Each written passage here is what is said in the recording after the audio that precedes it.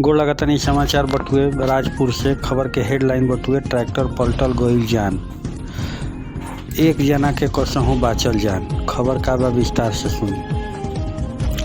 राजपुर थाना क्षेत्र के रसेन गांव के नजदीक ट्रैक्टर पलटे से 2 युवक दब गए, जना में एगो युवक के दर्दनाक मौत हो गई। ओजे एगो के अन्य घायल अवस्था में इलाज खातिर भेजल गई। दोनों युवक स्थानीय राजपुर के रसेन गांव के रहे वाला बतावल जाता रहा। घटना के बारे में सूचना मिलते मौका पे पुलिस पहुंच गई। शव के अपना कब्जा में लेके पोस्टमार्टम खातिर आगे के कार्रवाई शुरू कर दिलस। ये दर्दनाक हादसा के बाद गांव में मातमी माहौल छा गई बटुए।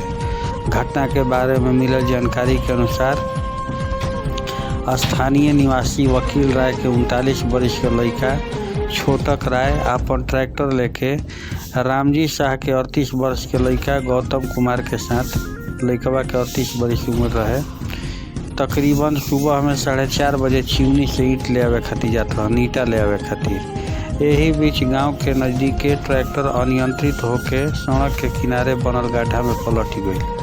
ट्रैक्टर पलटला से ओके सवार दोनों युवक ओकरा नीचे दबा गए।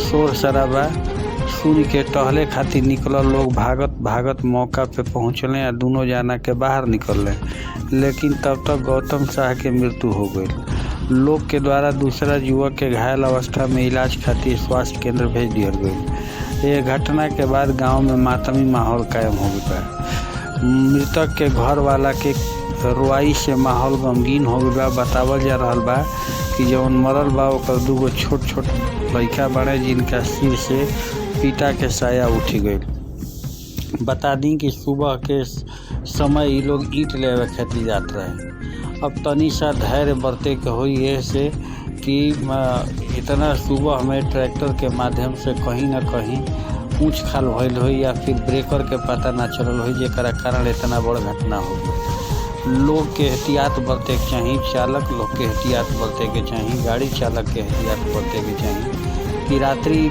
से बची। वैसे ही लॉकडाउन लगावल बटुए रात्रि 9 बजे से सुबह 5 बजे तक, लेकिन एक बावजूद ही लोग निकलल। निकलला के परिणाम सामने बटुए। लेकिन होनी के केहू ना टार सकेला, इहो कहल जा सकेला अगर होनी बा तो कोनो ना कोनो विधि से जाही के बटुए। लेकिन ई तो गईबे कैले 2 लड़का छोट छोट बड़े, उनका ऊपर से बाबूजी के साया उठ गई। ई बड़ा हृदय विदारक बटुए। पूरा गांव में रोआइन पराइन पड़ल बटुए। पूरा गांव यह कहता कि लड़का तो ठीक रहल है, अपन परिवार के खर्चा चला लेत रहल है, लेकिन भगवान के शायद ही मंजूर ना रहे। खबर लाइक, सब्सक्राइब, शेयर, कमेंट जरूर करी। बहुत बहुत धन्यवाद।